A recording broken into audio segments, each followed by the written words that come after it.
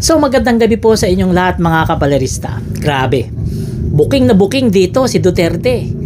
Talagang pahiyang-pahiya na naman dito yung mga aso nilang DDS. Talagang hindi nila maipagtatanggol dito yung amo nila na si Duterte. Sigurado ko yan. Talagang pahiyang-pahiya rito si Duterte na marami rin pala talagang korupsyon ng panahon niya. Ha? Eto, panoorin nyo tong video para malaman nyo kung ano yung tinutukoy ko.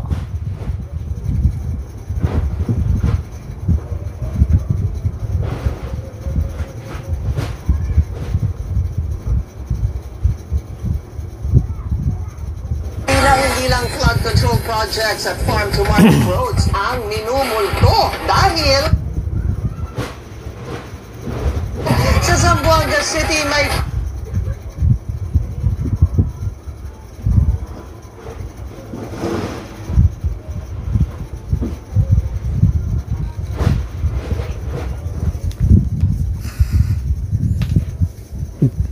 So magandang gabi po sa inyong lahat mga kapalarista.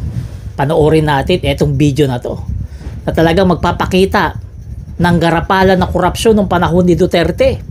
Etong video na to, ito yung ayaw mapanood ng mga DDS kasi napapahiya yung amo nila rito. Lantaran na pinagtatawanan ngayon ng Pilipino ang mga Duterte, partikular si Pangulong Duterte dati pinagtatawanan. Eto, panoorin yung video para maintindihan nyo kung ano yung tinutukoy ko. Hindi lang flood control projects at farm-to-market roads ang minumulto dahil sa Zamboanga City may ghost town din na daang housing units na hindi pa rin mapakinabangan ng mga benepisyaryo. Yan ang exclusive agenda report ni RJ Rasolado. Ng housing project na ito sa Barangay Cabaluay, Zamboanga City. Tahimik, walang katao-tao, at kahit saan man dumapo ang iyong paningin, itong mga housing units na hindi natapos ang iyong makikita. Ang ibang mga bahay, halos matakpan na ng mga tumubong damo.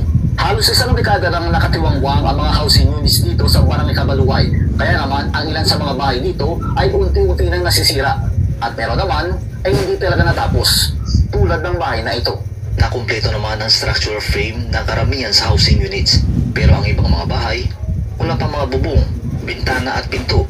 Hindi pa rin tapos ang mechanical, electrical at plumbing sa karamihan. Ayon sa National Housing Authority, bahagi ang housing project na ito sa Government Employees Housing Program na pinondohan ng 100 million pesos noong 2020. Higit siyam na rang bahay sana ang itatayo dito sa mga kawani ng gobyerno at iba pang kwalipikadong individual. Pero 5 taon matapos mag-umpisa ang proyekto, nasa 103 housing units pa lang ang natatapos at nasa 50 pa lang dito ang occupied. Sino pa kasi mga falta sir, L-Kwan kasi sir, plano kasi sila NHA is to tap Pag-ibig as financial arm para si completal units man take out kami na Pag-ibig. Kasi Duterte Housing sir, is funding actually nag-a-act. So since LNHA, GOCC man LNHA, so LNHA tapos ka funds. Matapos ang taong 2020, hindi na naglaan ng pondo ang national government para tapusin ang proyektong ito. At dahil dito, nagkusa umano ang kontraktor na mag-abono muna para lang matapos ang nasa humigit 4 na mga bahay bago matapos ang taong ito. Pahirapan din daw na kumbinsihin ang mga loan beneficiary na idaan sa Pag-ibig Fund ang pagbili ng mga housing unit. Para el contractor, tapikura kilala si Kabahel 413 units Alipanta na phase 1. Para si once kompleto yaman apply kami for mortgage takeout na Pag-ibig. So amokal apply niya usa para man-roll elsen completa el 925 units. Isa si Andrew sa 50 loan beneficiary na tumira na sa housing project. May mga minor issue daw ang bahay tulad ng leaking sa bathroom. Issues and problems so far sir, yun lang, hindi natapos yung iba. Tapos ang ibang projects ng bahay, we are waiting na sana madami na kami para hindi din kami mahirapan sa tubig. Oo, sa tubig, collection. Kasi habang wala kasi sir, walang mga tao, mahirapan kami din sa security. Ang ilang residente naman, supply ng tubig ang reklamo. Problema, wala yung tubig namin sir, hindi pa man kami nakakulit sa palit. Diyan man tayo nakakulit. Okay naman sir yung tubig namin. minsan hindi nga, minsan kasi maraming nag-consume.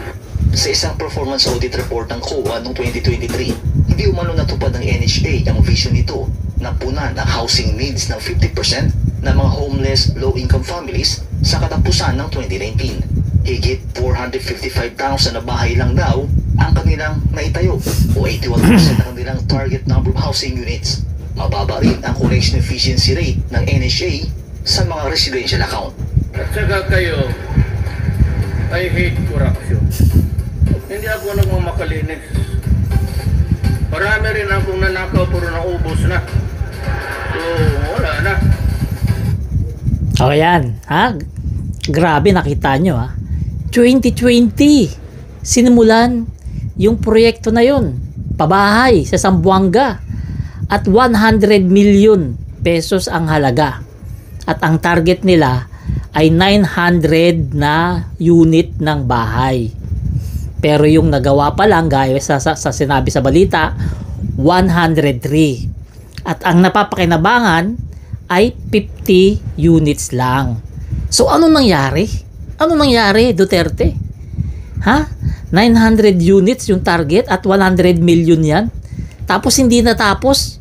2020 pa yan? Saan napunta yung 100 million? Yan yung tanong ng mga kababayan natin ngayon. Saan napunta yung 100 million? Bakit hindi pa rin tapos yan? Si Pangulong Bongbong Marcos na yung presidente. Hindi pa rin tapos yan? Ano nangyari? Yan yung tanong ng mga kababayan natin ngayon. Ano ang nangyari dyan sa proyekto na yan? Bakit nagkaganyan? Bakit nagkanda leche-leche? Bakit parang ghost town na? Ang dami ng mga nagawa pero mga hindi tapos. Grabe naman. Tapos kumakabanat ka kay Pangulong Bongbong Marcos, akala mo napakalinis mo. Akala mo hindi ka magnanakaw. Eh, ikaw nga mismo nagsabi lumabas sa bunganga mo, magnanakaw ka. Diba? Ano nangyari? Tanong dyan, ha? Tanong ng mga kababayan natin, Duterte, tanong to. Isa ba yan sa pinagnakawan mo? Yung 100 million, isa ba yan sa mga ninakaw mo na sinasabi mo? Na ninakaw mo na naubos na yan? Isa ba yan?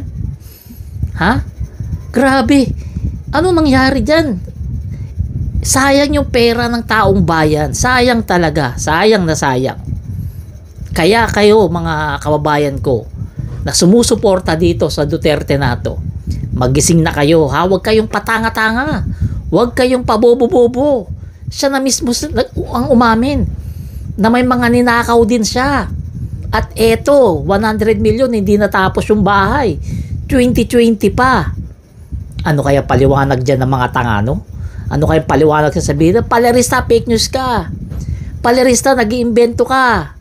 Palerista, gawa-gawa mo lang yan. Oh, yan yung mga sasabihin ng mga tanga, mga bobo. Yan ang sasabihin nila. Palibasa, di ba?